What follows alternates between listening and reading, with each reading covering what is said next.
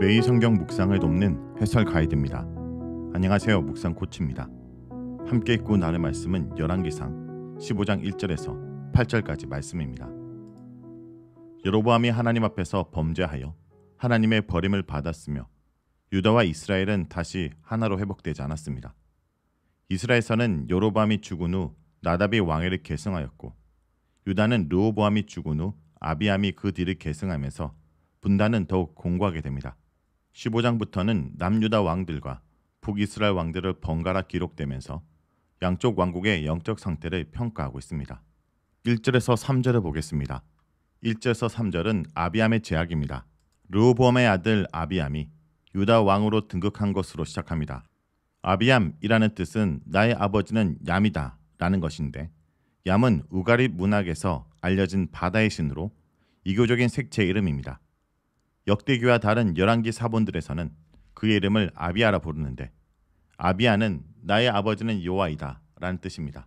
아마도 후대의 책인 역대기와 다른 사본들에서는 이교적 색채를 감소시키기 위해 아비아로 부른 것으로 추측됩니다. 아비암은 3년이란 매우 짧은 기간 동안만 왕위에 있었습니다. 그의 어머니는 마아가로 아비살롬의 딸로 소개되는데, 아비살롬은 압살롬과 같은 사람으로 보입니다. 사무엘하 14장 27절에서 압살롬의 딸의 이름은 다말로 소개되고 있으므로 딸이란 단어 바트는 딸이 아니라 손녀라고 해석할 수 있습니다. 아들로 번역된 벤이란 단어도 아들이나 손자 혹은 후손으로 의미로 종종 사용되기 때문입니다. 이것은 15장 10절에서도 적용되며 아세 왕의 어머니가 아비암의 어머니와 동일한 마아가로 소개되는데, 여기서도 어머니로 번역된 단어는 할머니로 번역될 수 있습니다. 히브리서는 손자, 손녀, 할머니, 할아버지를 나타낸 단어가 따로 없습니다. 이런 아비암에 대한 평가는 부정적입니다. 그는 아버지가 이미 행한 모든 죄를 행하고 그의 마음이 그 조상 다윗의 마음과 같지 않고 하나님 앞에서 온전하지 않았다고 평가합니다. 아버지가 이미 행한 모든 죄를 행했다는 것은 르호보암이 세운 산당과 우상과 아세라상과 우상 신당의 남창들도 그대로 두면서 우상 숭배에 적극적으로 가담했다는 의미입니다. 하나님께서는 솔로몬의 우상 때문에 나라를 쪼개어 유다의 두 지파만 남기셨는데, 오히려 르호보암은 돌이키는 것이 아니라 여로보암과 경쟁하듯 우상 숭배에 매진하였고, 아들 아비암도 아버지를 따라 우상 숭배를 하였습니다. 다음은 4절에서 5절입니다. 4절에서 5절은 다윗의 신실함으로 인한 하나님의 은혜입니다. 다윗처럼 온전하다라는 것은 오직 하나님만을 섬기고 산다는 의미입니다. 그렇기 때문에 하나님께서는 다윗에게 왕조를 허락하셨습니다. 예루살렘에 등불을 주셨다라는 것은 다윗을 왕으로 세웠다는 것이고, 그 왕권을 아들들이 잇게 하고 예루살렘의 왕권을 견고하게 세워주다는 뜻입니다. 다윗이 비록 밧세바와 간음하고 우리아를 죽이는 큰 죄를 저질렀지만 그 외에는 평생 하나님 보시기에 정직하였고 자기가 행한 모든 명령을 어기지 않았다고 평가합니다. 비록 범죄를 했을 때에도 하나님께 회개하며 하나님께서 주시는 벌을 받으며 여전히 하나님을 섬겼습니다. 다윗은 신앙적인 부분뿐만 아니라 윤리적, 사회적으로도 하나님 말씀에 순종하고 살았습니다. 하나님께서는 우리 인생을 평가하실 때 신앙적인 부분과 윤리적이고 도덕적이고 사회적인 면을 분리해서 평가하지 않으십니다. 하나님 말씀에 순종한다라는 것은 하나님만 믿는 것은 물론이고 성경을 통해 말씀하신 도덕적인 삶, 성실한 삶, 가난하고 약한 자를 돌보는 삶, 공의를 행하는 삶 모두를 실천하며 산다는 것을 의미하기 때문입니다. 다윗도 완벽하진 않았고 심각한 죄를 지었으며 하나님께서도 그 부분은 분명히 지적하십니다. 하지만 다윗은 이 죄에 대해 분명히 회개하였고 하나님께서 주시는 징벌을 모두 받아야 했습니다.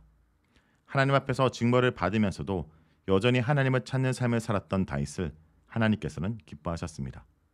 이런 삶의 모습을 보시고 하나님께서는 온전하다고 평가하십니다. 열왕기는 역대기와 다르게 다윗의 범죄에 침묵하지 않습니다.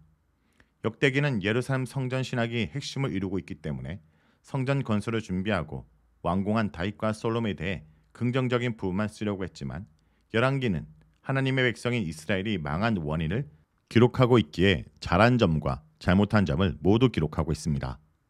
다음은 6절에서 8절을 보겠습니다. 6절에서 8절은 아비암의 죽음입니다.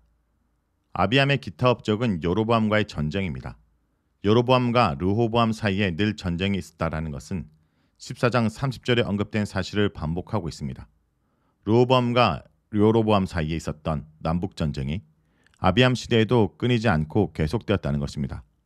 열왕기에서는 전쟁에 대한 자세한 설명이 없는 반면에 역대기에서는 아비암의 군사 40만 명과 여로보암의 군사 80만 명이 스마라임 산에서 전투를 하였고 이 전쟁에서 아비암이 승리했다고 기록하고 있습니다. 열왕기는 아비암을 르호보암과 마찬가지로 우상을 섬긴 부정적 인물로 평가하지만 역대기에서는 여로보암과의 전쟁에서 여로보암이 만든 베델 제단을 비판한 것에 대해 긍정적으로 보고 아비암의 부정적 부분은 언급하지 않고 있습니다. 7절에서 8절 이 부분은 열왕기의 전형적인 죽음 공식으로 아비암의 나머지 사적과 그가 행한 모든 일은 유다왕 역대지략에 기록되었다고 말합니다. 르호보암과 마찬가지로 열왕기 저자는 아비암에 대해서 오직 종교적으로 여호와의 말씀을 잘 따른지에 관심이 있을 뿐입니다. 다른 세상 업적에 대해서는 다른 역사책을 참조하는 말로 선을 긋습니다.